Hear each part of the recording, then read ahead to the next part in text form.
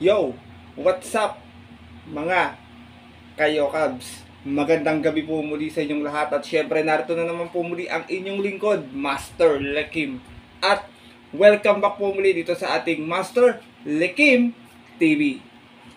Bago ko po simulan to ating video ngayong gabi mga bayang kanalista, make sure na dapat nakalike na po tayo at nakasubscribe. Pakishare na rin po sa ating video at syempre pakihit na rin po yung notification bell or bell icon para maging updated po kayo sa mga susunod ko pa pong upload na video.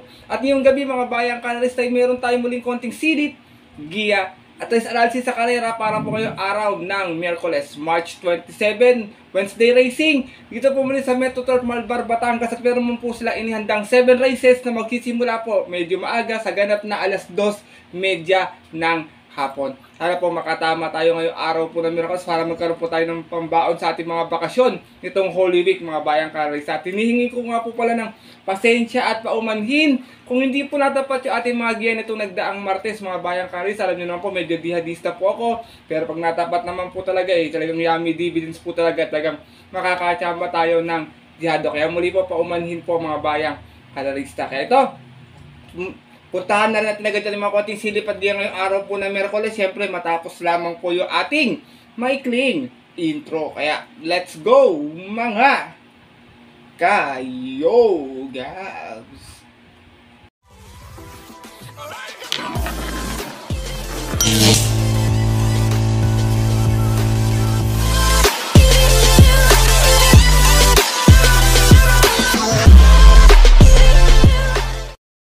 At gaya nga po ng nabanggit ko kayo na sa ating intro ay meron tayong 7 races ngayong araw po ng Miyerkules. Siyempre tigi-tigisang set lang tayo Winner take all, pick 6, pick 5 at pick 4.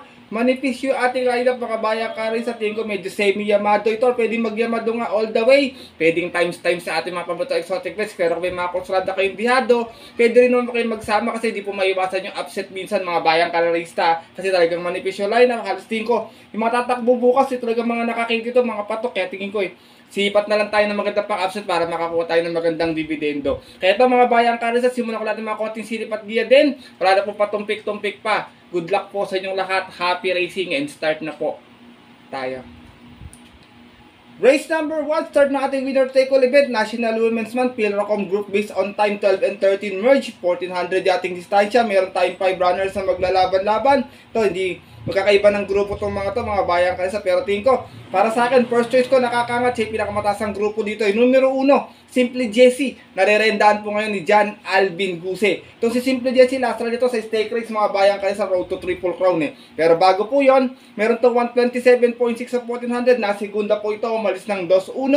Out of 5 runners na naglaban-laban sa isang group based on time 11 and 12 ng February 11. Kung saan tinalo po siya doon nung kabayong si High Roller. From John Paul A. Guse, this time ang rarenda, first time around, John Alvin Guse. Para sa ating numero 1, si Simply Jessie. Second choice ko, natin ko pwedeng niyang makakalaban nito, pwedeng magbigay ng offset sa kanya. Itong medyo nag-umentong kabayong numero 4, si Hiroshima. Narirendaan po ni O'Neal Cortez. Ito namang si Hiroshima, may 129.2 lamang to sa 1400, kung saan nanalo po ito. Umalis ito ng 3-2 out of 5 rounds sa naglaban-laban sa group based on time 13 and 14 naman po. At yun po na February 18, kung saan tinalo niya po doon yung kabayong si Yaba Dabadur. From John Alvin Guse, this time po ang rerenda, O'Neal Cortez. Para sa ating numero 4, si Hiroshima. Race number 1, mga bayang kanalista, 5 lang yung kaleo. Kung may nasisipot pang magandang pang-upset, dagdag na lamang po tayo First choice ko po muli, numero 1, Simply Jessie. Second choice, numero 4, Hiroshima. Good luck po. At lipat na po tayo sa ating race number 2. Start na ating pick 6 event. 1200 atang distansya. 3-year-old and above maiden. Meron tayong 8 runners na maglalaban-laban. Ito, magandang kalera din kasi maiden to. Mga iba, tagupay pa iba. Pero tingin ko mga bayang kanalista, ito, 1 for the day ko po para sa inyo Numero 4, Primavera. Narerendaan po ni Elvin Abrea. Ito, alam niyo naman to, tumakbo last time sa stakes race to. Maganda yung pinakitang takbo nito last time. May segunda to kay Worshipful Master sa 1400 at nagtala ito ng 126.8. Kung saan siya nagdala ng marcharon 1-1 out of 9 runners naglaban-laban sa katatapos lang na 3-year-old maiden stakes race ng March 17. Kung saan ang nanalo nga po doon, yung nagdomina rin ng trial nila na si Worshipful Master. From Pati Dilemma, this time ang rerenda, Elvin Abrea para sa ating numero 4 si Prima Vera. Race number 2 po, kung may nasisipat kayo magandang pang-upset mga bayang kalasal, dagdag na lamang po tayo. Nandito ating long shot na si Sneaky Eyes, pero tingin ko medyo malakas tong laban na to para sa kanya. Ulitin ko po muli, 1 for the day ko po, ngayong araw po ng Miyerkules, numero 4, race 2, Prima Vera. Good luck po. At lipat na po tayo sa ating race number 3. Start na ating peak 5 event. Another 1200 meters. Lowest group. Field accommodating with class 5 points speed placers. Meron tayong 6 runners na maglalaban-laban. To medyo nakakaangat sa grupo dito aking first choice mga bayang kalerista. First choice ko po rito, numero 3, Tatler Story. Narerendaan po ni Ryan J.C. Tabor. Tingin ko siya na yung mauuna sa karera na to. Tingin ko ibakang-bakan na to mga bayang kalesa. Sobrang baba na talaga sa grupo si Tatler Story. At yung uling takbo niya, meron siyang 131.6 sa 1400. Dumating po itong pampito noon. Umalis ng 2-2. May aking tunin sa unahan to. Pwede rin isunod. Out of 11 runners na naglaban-laban, tayo rating by 6 and 10 pa po. At yun po ng January 24. Last race kung saan ang nanalo po doon. Yung kabayong si Janchi. Same rider pa rin tayo dito, regular jockey ito, Ryan J.C. Tabor. Para sa ating numero 3 na si Tatler Story.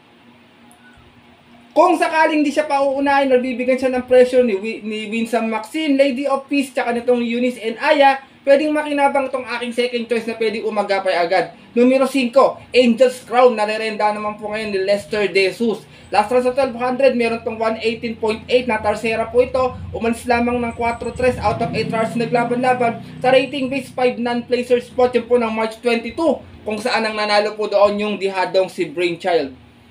From JC De La Cruz, di sa imang rerenda, Lester De Jesus po. Para sa ating numero 5, si Angel's Crown. Race number 3 po, mga bayang kalerista. First choice ko po muli, horse to beat, numero 3, Tatler Story. Second choice, numero 5, Angel's Crown. Good luck po. At narito na po tayo dito sa ating race number 4, kung saan magsisimula naman yung ating pick 4 event. At isa itong field accommodating base class 4, 16-21 split. 1200 muli ating distansya. Meron naman tayong 6 runners na maglalaban-laban.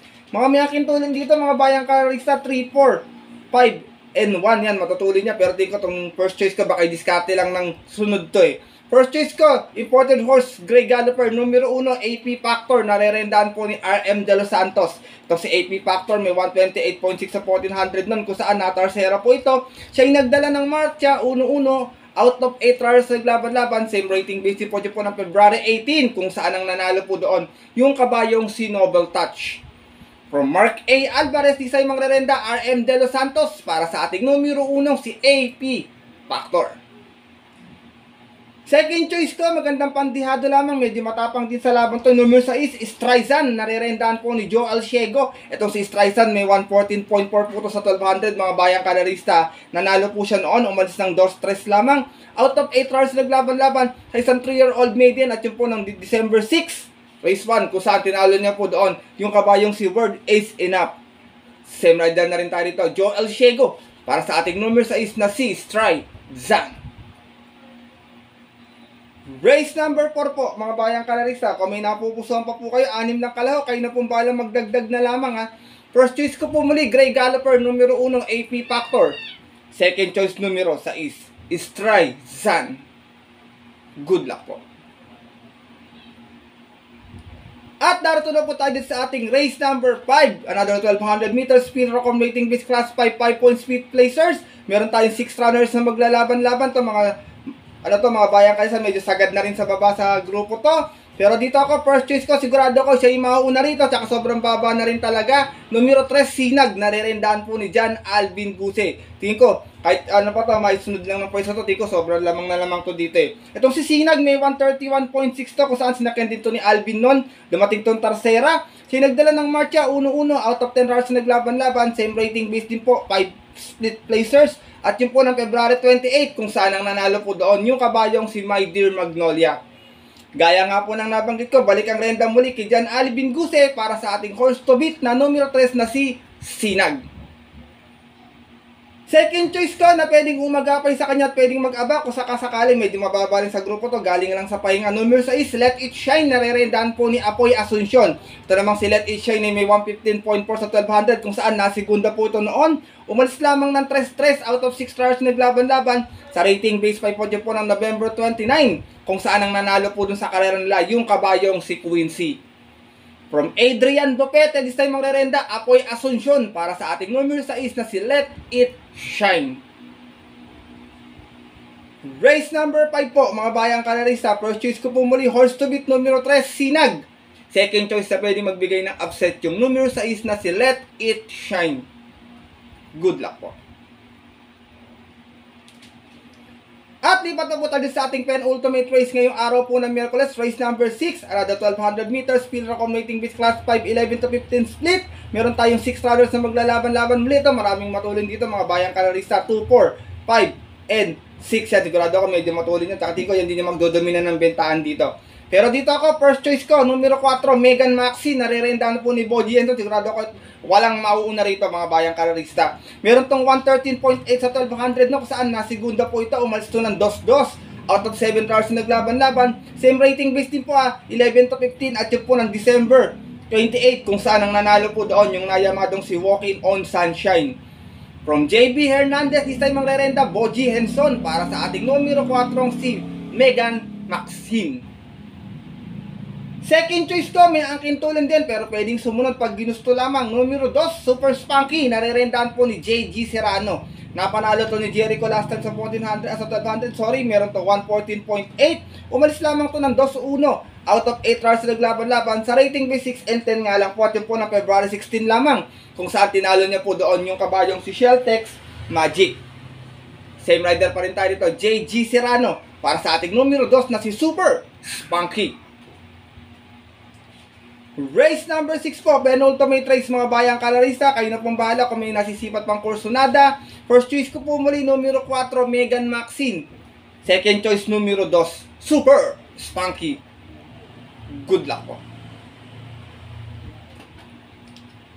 At narito na po tayo sa ating last and final race ngayong araw po ng Miyerkules. Para tingnan po natin mga exotic bets sa lahat. Take all, pick 6, pick 5 at pick 4. 1200 muli ating distansya. Field accommodating base class 5, 6 and 10 split. At meron tayong 7 runners na maglalaban-laban. Dito first choice ka, medyo nakakasagad na rin ng babato. Konti na lang. Numero 7, Freedom. Narerendahan po ni John Alvin Guse. Tingin ko paglabas na labas to rito, maiuuna na to mga bayang karalisa. Medyo sobrang baba na rin ng laban. Meron tong 115.8 sa 1200 na kung saan dumating po itong pang-anim. Umalis to ng 3-4 out of 7 rounds na naglaban-laban. Sa rating base 16 and 21 po at yung po ng February 13 lamang kung saan ang manalo po doon yung kabayong si Bandido. Dalawang grupo na pala na ibabani ko dito mga bayang karerista. Same rider pa rin tayo rito, El Supremo, John Alvin Guse para sa ating numero 7 si Freedom. Second choice ko ito, may angkin tulin dito, tsaka medyo mababa na rin sa laban. Numero 3, Double Happiness, narerenda naman po ni Ison Bautista. Ito namang si Double Happiness, may 129.4 sa 1400. Umalis to ng 2-3, pero dumating siyang tarsera ng karera. Out of 9 hours naglaban-laban, dalawang grupo na rin yung binaba. Sa rating B1621 at yun po ng February 9. Kung saan ang nanalo naman po doon yung kabayong si Electrify. Same rider pa rin tayo dito, Ison Lagrata Bautista para sa ating numero 3 na si Double Happiness. Race number 7, paratingan mga bayang kalarista. Kung may nasisipat pa, kayo nang bahalang magdagdag na lamang. Tingin ko may panalo na lang dito yung 1 tsaka yung 6. First choice ko po muli, numero 7, Freedom. Second choice, numero 3, Double Happiness. Good luck po.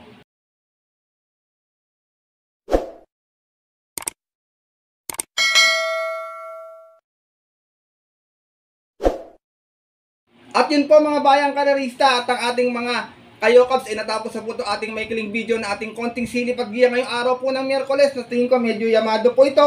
At sana siyempre mapasama rin tayo sa mga tiyatay natin mga paboritong exotic bets mga bayang kalarista. I hope na sana medyo may lumusot na dihado para magkaroon po tayo ng konting dividendo para siyempre pambaon din po para mga magbabakasyon po ngayong Holy Week. Pinapaalala ko po sa inyo palagi mga bayang kalerista na maaari nyo po itong sundin o maaari naman pong hindi. Kasi po yung sariling aral ko lamang po ito, kuro-kuro at opinion po sa karera. Pagdating po ng tayaan sa takila, mas mananaig po siyempre sa sarili nyo na pupusuan at kursunada. And always mga kayokabs, kayo pa din po yung masusunod.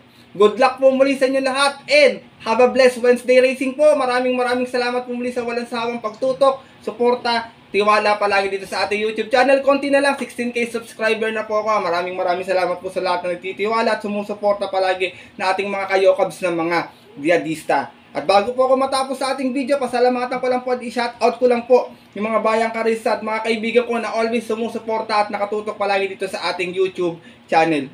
Shoutout nga po pala kay Sir Jun Sanco, kay Linter John Carter at kay Bro Jericho Namba. Maraming salamat sa pagtaya palagi sa ending ko. God bless sa inyo. At sana okay magsawang sumuporta palagi dito sa ating Master Lekim TV. Shoutout sa inyo. At syempre shoutout ko rin yung mga always present dito sa ating YouTube channel. Ganoon din po kay Sir Edgardo Ramos, Marlon Resurrection, Kawan Heart TV, Wilfredo Aguilar, Roger Santiago, JB Palaya. Shoutout din po kay Sir Louis Santa Cruz, kay Sir Elmer aka Windblown. Shoutout po sa inyo. Ito, ginigrit ko yung bayang karisa ko dyan sa JPS OTV. Kay Sir Bernard Bautista, Woody Regulation. Shoutout po sa inyo. Maraming salamat po sa pagtutok at pagsuporta palagi. At I hope this weekend makadihado tayo mga bayang kalerista. Ganoon din po, pinapasalamatan ko rin yung Tipsy Race and Review ng Sir Frederick Jabil sa pag-share ng aming mga giya araw po, pag may araw po ng karera. Ganoon din po sa mga kaibigan nating trainers dyan, kay Sir Manuel Totoy Garcia at kay Sir Ruchi Ladiana, shout out po sa inyo. At syempre sa mga nanonood din po sa oras na ito,